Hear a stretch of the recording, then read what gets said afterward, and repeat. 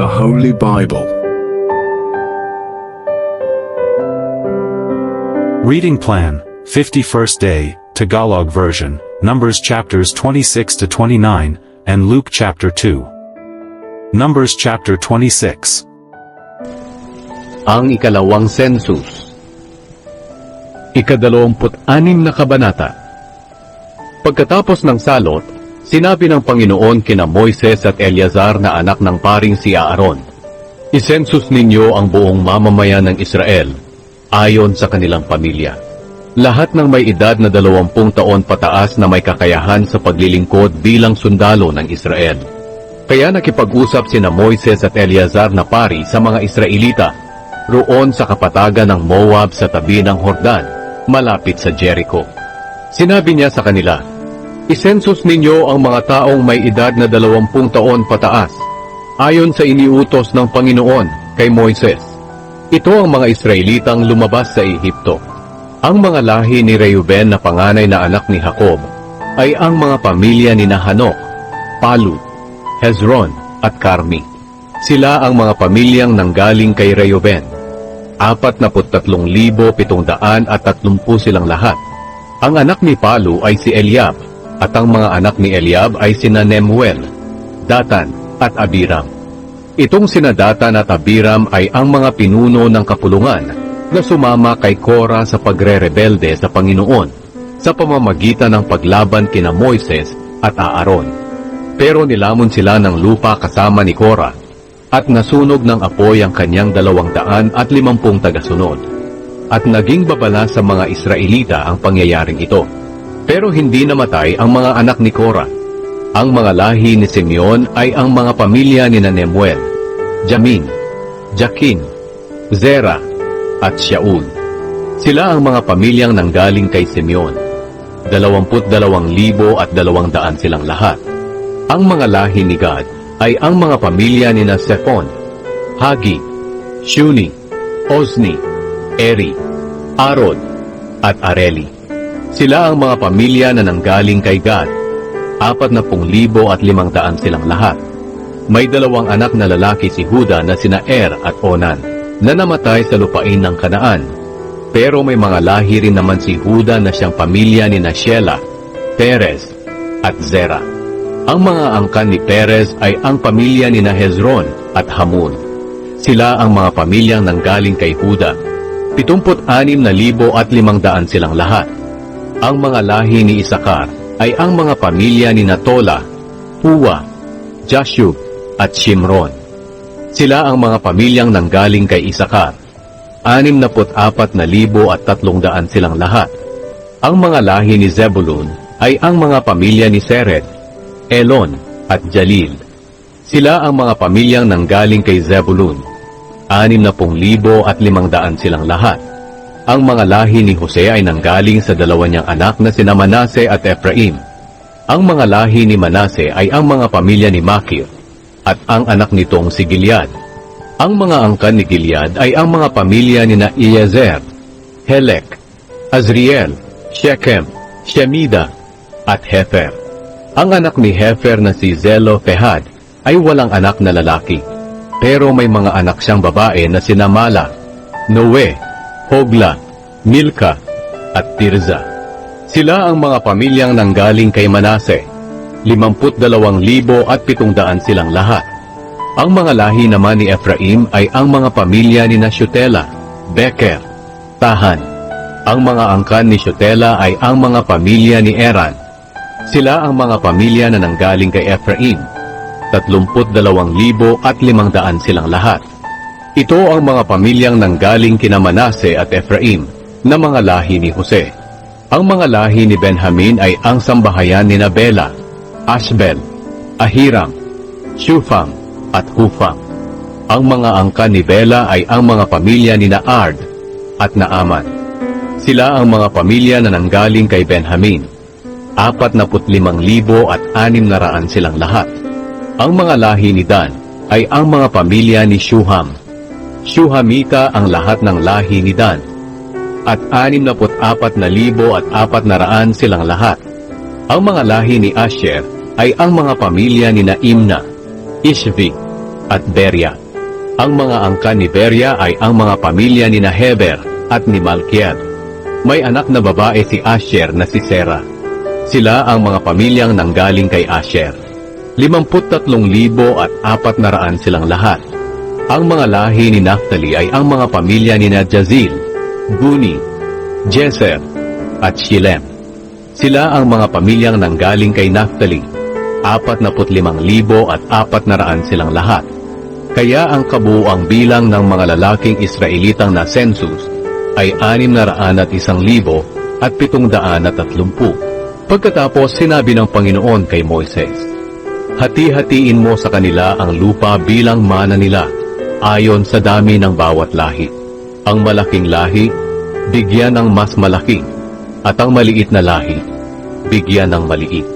Ang lupain ay kailangang hatiin sa pamamagitan ng palabunutan, para malaman kung aling bahagi ang makukuha ng malaki at maliit na angkan, ayon sa census. Ang mga Levita ay ang mga pamilya ni Gershon, Kohat at Merari, at sa kanila nanggaling ang mga pamilya ni Libni, Hebron, Mali, Mushi at Kora. Si Kohat ang panganay ni Amram, at ang asawa ni Amram ay si Joshebed, na mula naman sa pamilya ng mga Levita. Ipinanganak si Joshebed sa Ehipto. Sina Amram at Joshebed ang mga magulang ni Aaron, Moises, at Miriam. Si Aaron ang ama ni Nadab, Abihu, Eleazar, at Itama. Pero namatay sina Nadab at Abihu nang gumamit sila ng apoy na hindi dapat gamitin sa kanilang paghahandog sa Panginoon. Ang bilang ng mga lalaking Levita na may edad na 1 buwan pataas ay 23,000. Hindi sila ibinilang sa kabuuang bilang ng mga Israelita dahil wala silang tinanggap sa lupaing minana ng mga Israelita. Ito ang lahat ng mga Israelitang sinensus ni Moises at ng paring si Eleazar, doon sa kapatagan ng Moab, sa tabi ng Hordan, malapit sa Jericho. Wala ni isang natira sa mga kasama sa naunang census na ginawa ni Moises at Aaron sa ilang ng Sinai, sapagkat sinabi noon ng Panginoon sa kanila na tiyak na mamamatay sila roon sa ilang, at walang makakaligtas sa kanila maliban lang kina Caleb na anak ni Jephunneh at Josue na anak ni Nun. Numbers chapter 27. Ang mga anak na babae ni Zelofehad. 27 kabanata. Si Zelofehad ay may mga anak na babae na sina Mala, Noe, Hogla, Milka at Tirza. Si Zelofehad ay anak ni Hefer at apo ni Gilead na anak ni Makir at apo ni Manase. Si Manase ay anak ni Jose. Ngayon nagpunta ang mga babaeng ito sa pintuan ng toldang tipanan at tumayo sa harapan ni Moises, Eleazar, ng mga pinuno at ng buong kapulungan ng Israel. Sinabi ng mga babae, namatay ang aming ama roon sa ilang na walang anak na lalaki. Pero namatay siya, hindi dahil sa tagasunod siya ni Korah na nagrebelde sa Panginoon, kundi dahil sa sarili niyang kasalanan. Dahil lang po ba sa walang anak na lalaki ang aming ama, mawawala na ang kanyang pangalan sa sambahayan ng Israel? Bigyan din ninyo kami ng lupa, tulad ng natanggap ng aming mga kamag-anak. Kaya sinabi ni Moises sa Panginoon ang kanilang hinihingi. Sinabi ng Panginoon kay Moises, tama ang sinabi ng mga anak na babae ni Zelofehad. Kailangang bigyan mo sila ng lupa, kasama ng mga kamag-anak ng kanilang ama. Ibigay sa kanila ang lupa na dapat sana ay sa kanilang ama. At sabihin mo sa mga Israelita, na kung mamatay ang isang tao na hindi nagkaanak ng lalaki, kailangang ibigay sa kanyang anak na babae ang kanyang lupa. At kung wala siyang anak na babae, ibigay sa kanyang kapatid na lalaki. At kung wala siyang kapatid na lalaki, ibigay ang kanyang lupa sa kapatid na lalaki ng kanyang ama. Kung walang kapatid na lalaki ang kanyang ama, ibigay ang kanyang lupa sa pinakamalapit niyang kamag-anak, at ang kanyang kamag-anak ang magmamana ng lupa. Ito'y susundin ng mga Israelita, bilang isang legal na kautusang dapat sundin, ayon sa iniutos ko sa iyo, Moises. Pinili si Josue bilang kapalit ni Moises. Pagkatapos sinabi ng Panginoon kay Moises, Umakyat ka sa kabundukan ng Abarim, at tingnan mo roon ang lupaing ibinigay ko sa mga Israelita. Pagkatapos mong makita ito, sasama ka na sa piling ng mga yumao mong ninuno, tulad ng kapatid mong si Aaron. Dahil noong nagrebelde ang mga Israelita sa akin doon sa bukal ng ilang ng Zin, sinuway ninyo ni Aaron ang aking utos, na ipakita ang aking kabanalan sa mga mamamayan. Ang bukal na ito ay ang Meriba, na nasa Kadesh sa ilang ng Zin. Sinabi ni Moises sa Panginoon, O Panginoon, Diyos na pinanggagalingan ng buhay ng lahat ng tao, pumili po sana kayo ng isang tao na mamumuno sa mga mamamayang ito at mangunguna sa kanila sa labanan, upang ang inyong mga mamamayan ay hindi maging tulad ng mga tupang walang tagapagbantay. Kaya sinabi ng Panginoon kay Moises, ipatawag si Josue na anak ni Nun, na puspos ng Espiritu, at ipatong mo ang iyong kamay sa kanyang ulo. Patayuin siya sa harapan ng paring si Eleazar at ng buong kapulungan, at ipaalam mo sa kanila na pinili mo siya para pumalit sa iyo.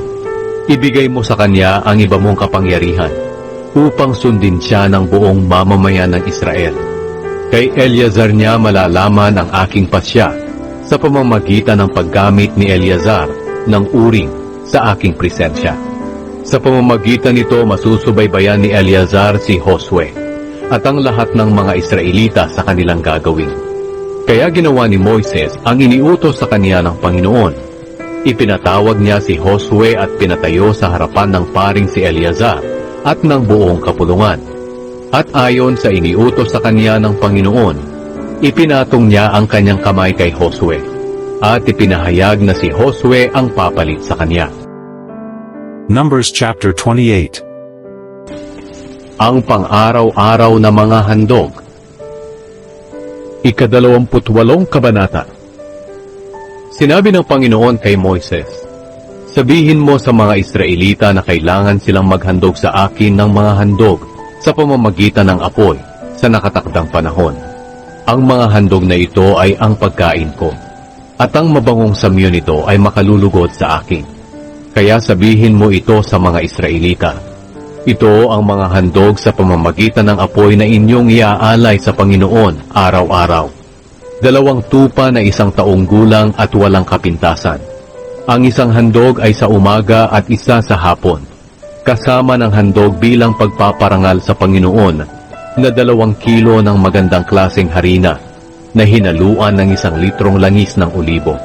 Ito ang pang-araw-araw na handog na inyong susunugin na iniutos noon ng Panginoon sa inyo sa bundok ng Sinai. Ang mabangong samyo ng handog na ito sa pamamagitan ng apoy ay makalulugod sa Panginoon. Ang handog na inumin na isasama sa bawat tupa ay 1 litrong alak, at ibubuhos ito sa banal na lugar para sa Panginoon. Ito rin ang gagawin ninyo sa 2 tupa na ihahandog ninyo sa hapon. Samahan din ninyo ito ng 1 handog bilang pagpaparangal sa Panginoon at handog na inumin. Ang mabangong samyo ng handog na ito sa pamamagitan ng apoy ay makalulugod sa Panginoon. Ang mga handog sa araw ng pamamahinga. Sa araw ng pamamahinga, maghandog kayo ng 2 tupa na 1 taong gulang at walang kapintasan, kasama ang handog na inumi, at ang handog bilang pagpaparangal sa Panginoon na 4 na kilo ng magandang klaseng harina na hinaluan ng langis. Ito ang handog na sinusunog tuwing araw ng pamamahinga, bukod pa sa pang-araw-araw na handog, kasama ang handog na inumi. Ang buwan ng handog. Sa bawat unang araw ng buwan, maghahandog kayo ng handog na sinusunog sa Panginoon. Ang inyong handog ay 2 batang toro, 1 lalaking tupa, at 7 batang lalaking tupa na 1 taong gulang. Kailangan na walang kapintasan ang lahat ng mga ito.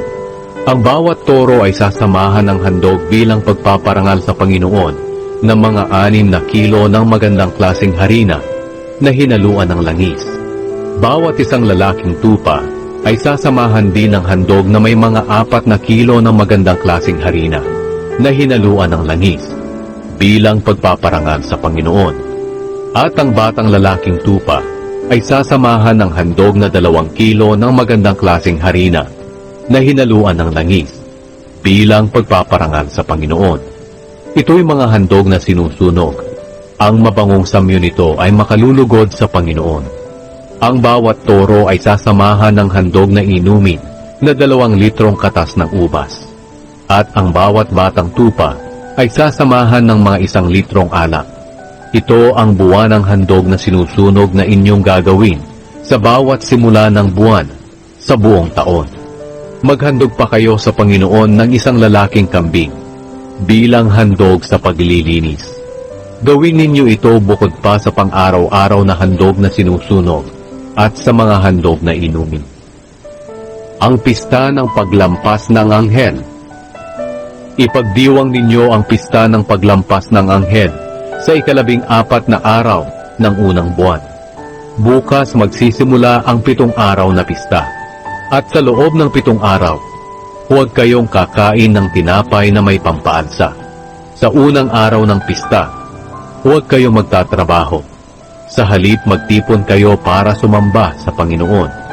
Maghandog kayo sa Panginoon ng handog na sinusunog na 2 batang toro, 1 lalaking tupa, at 7 batang lalaking tupa na 1 taong gulang. Kailangan na walang kapintasan ang lahat ng mga ito. At sa paghahandog ninyo nito, samahan ninyo ito ng magandang klaseng harina na hinaluan ng langis.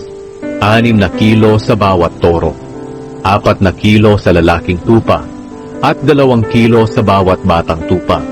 Maghandog din kayo ng 1 lalaking kambing bilang handog sa paglilinis para mapatawad ang inyong mga kasalanan. Ialay ninyo ang mga handog na ito, bukod pa sa inyong pang-araw-araw na handog na sinusunog tuwing umaga.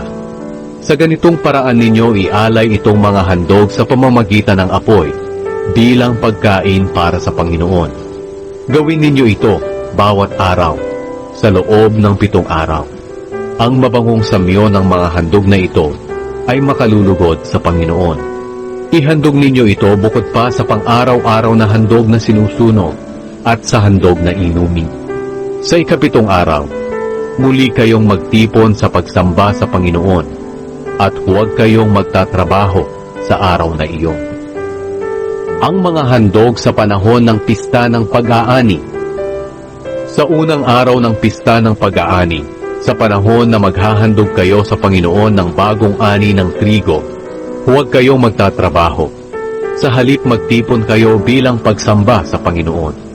Maghandog kayo ng handog na sinusunog, 2 batang toro, 1 lalaking tupa, at 7 batang lalaking tupa na 1 taong gulang.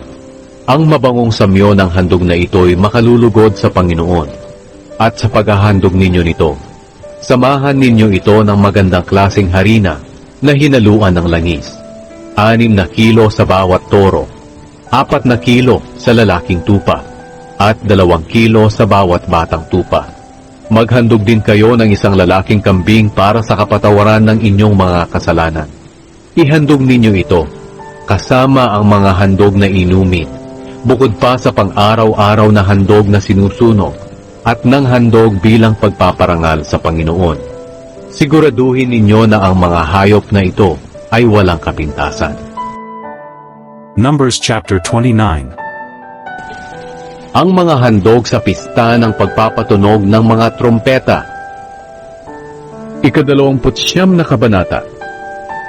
Sa unang araw ng 7 buwan, huwag kayong magtatrabaho. Sa halip magtipon kayo para sumamba sa Panginoon. Sa araw na iyon ay patunugin ninyo ang mga trompeta. Pagkatapos mag-alay kayo ng mga handog na sinusunog, na ang mabangong samyo nito ay makalulugod sa Panginoon. 1 batang toro, 1 lalaking tupa, at 7 batang tupa na 1 taong gulang. Kailangang walang kapintasan ng lahat ng mga ito. Sa paghahandog ninyo ng mga ito, samahan ninyo ito ng mga handog bilang pagpaparangal sa Panginoon. Magandang klaseng harina na hinaluan ng langis ang ihalo ninyo. 6 na kilo sa bawat batang toro, 4 na kilo para sa lalaking tupa, at 2 kilo sa bawat batang tupa. Maghandog din kayo ng isang lalaking kambing bilang handog sa paglilinis para mapatawad ang inyong mga kasalanan. Ihandog ninyo ito bukod pa sa buwanan at pang-araw-araw na mga handog na sinusunog, na may kasamang handog bilang pagpaparangal sa Panginoon at mga handog na inumin. Mga handog ito na sinusunog, at ang mabangong samyo nito ay makalulugod sa Panginoon. Mga handog sa araw ng pagtubos. Sa 10 araw nitong 7 buwan, magtipon kayo para sumamba sa Panginoon. Kailangang mag-ayuno kayo, at huwag na huwag kayong magtatrabaho. Pagkatapos mag-alay kayo ng handog na sinusunog, na ang mabangong samyo nito ay makalulugod sa Panginoon. 1 batang toro, 1 lalaking tupa, at 7 batang tupa na 1 taong gulang. Kailangang walang kapintasan ang lahat ng mga ito. Sa paghahandog ninyo, samahan ito ng handog bilang pagpaparangal sa Panginoon.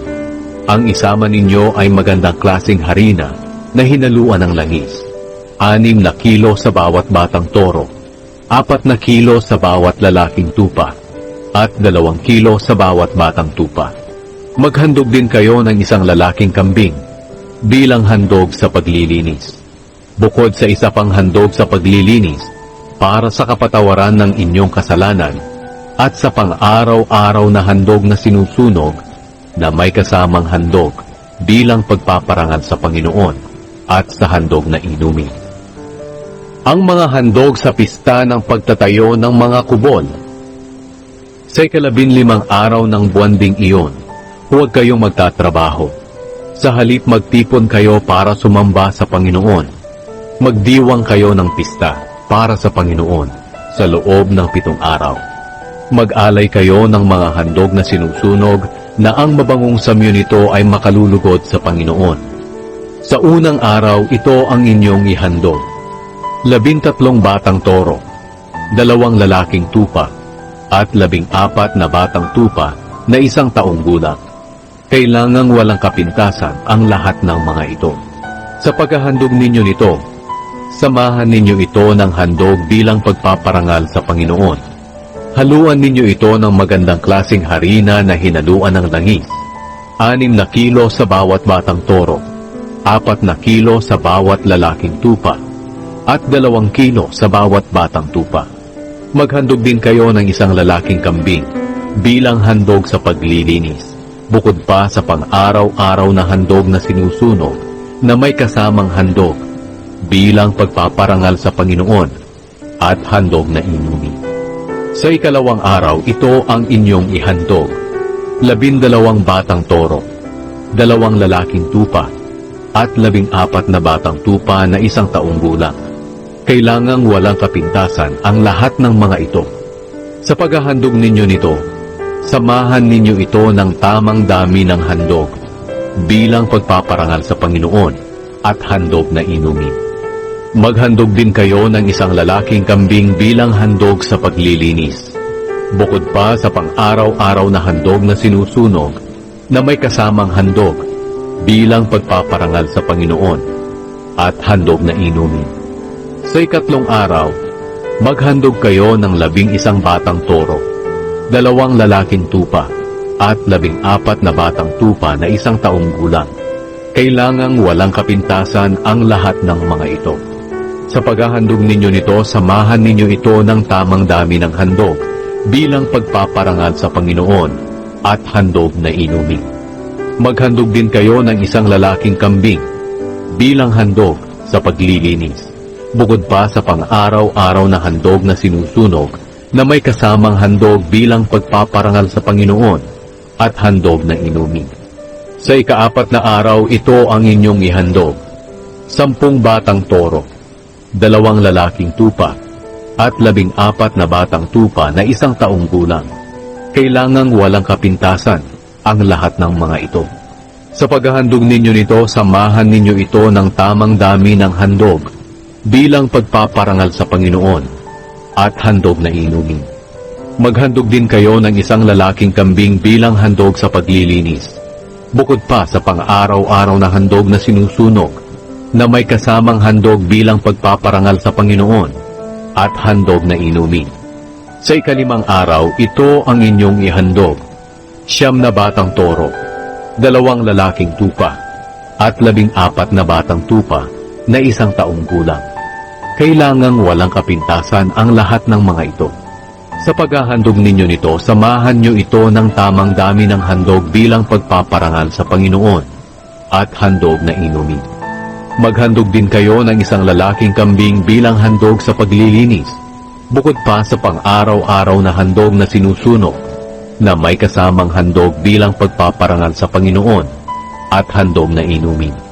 Sa ika-6 na araw, ito ang inyong ihandog: 8 batang toro, 2 lalaking tupa, at 14 na batang tupa na 1 taong gulang.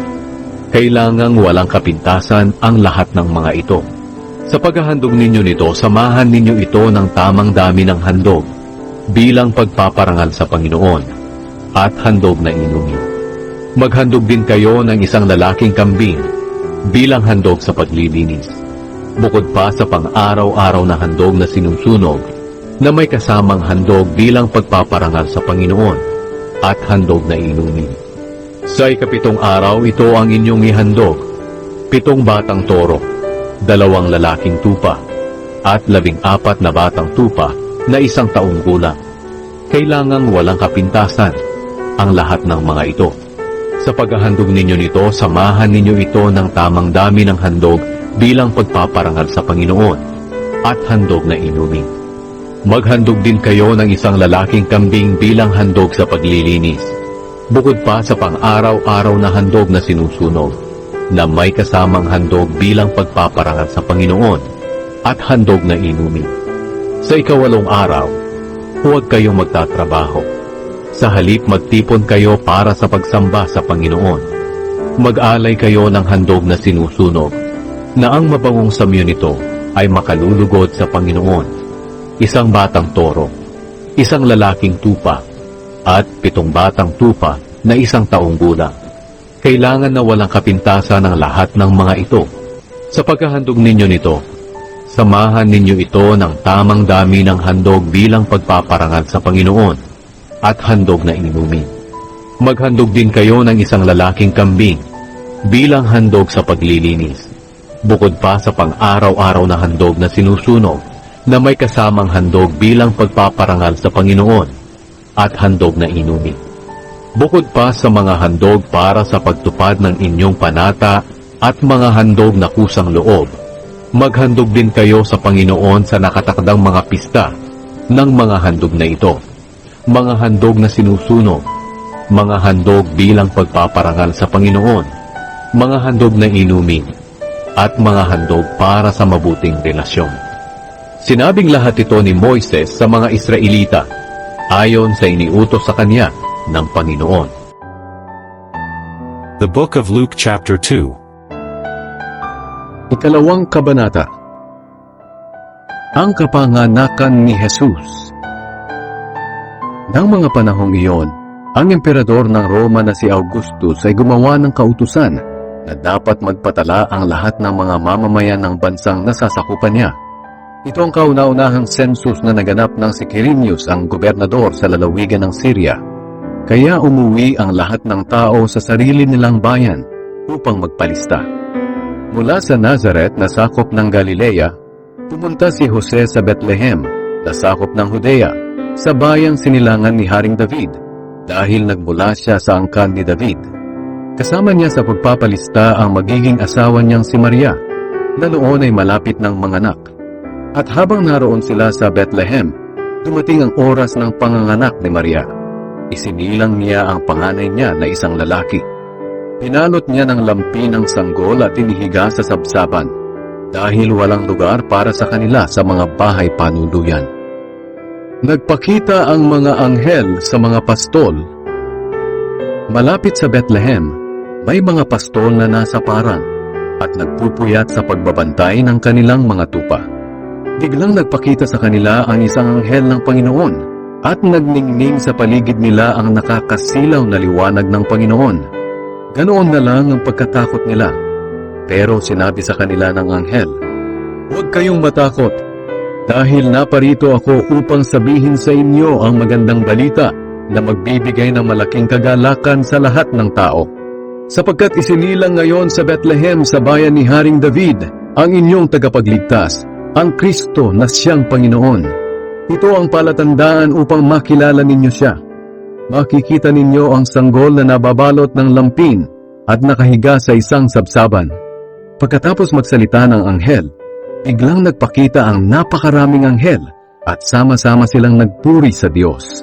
Sinabi nila, "Purihin ang Diyos sa langit, may kapayapaan na sa lupa sa mga taong kinalulugdan niya."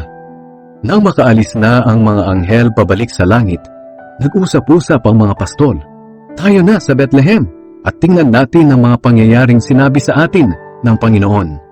Kaya nagmamadali silang pumunta sa Bethlehem at nakita nila sina Maria at Jose at ang sanggol na nakahiga sa sabsaban. At isinalaysay nila ang mga sinabi sa kanila ng anghel tungkol sa sanggol. Nagtaka ang lahat ng nakarinig sa sinabi ng mga pastol, pero iningatan ito ni Maria sa kanyang puso at pinagbulay-bulayan ang lahat ng ito. Bumalik sa parang ang mga pastol na labis ang pagpupuri sa Diyos dahil sa lahat ng kanilang narinig at nakita, na ayon nga sa sinabi ng anghel. Pinangalan ng Jesus ang sanggol. Pagdating ng ikawalong araw ay tinuli ang sanggol at pinangalan ng Jesus. Ito ang pangalang ibinigay ng anghel bago siya ipinaglihi. Inihandog si Jesus sa templo. Dumating ang araw na maghahandog sina Jose at Maria sa templo ng Jerusalem ayon sa kautusan ni Moises patungkol sa mga babaeng nanganak upang maituring silang malinis. Dinala rin nila ang sanggol sa Jerusalem para ihandog sa Panginoon.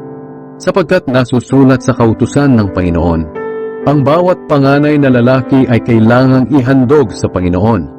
At upang maituring na malinis si Maria, naghandog sila ayon sa sinasabi ng kautusan ng Panginoon. Isang pares ng bato-bato o 2 inakay na kalapati. May isang tao roon sa Jerusalem na ang pangalan ay Simeon. Matuwid siya, may takot sa Diyos, at sumasa kanya ang banal na espiritu. Naghihintay siya sa pagdating ng haring magliligtas sa Israel.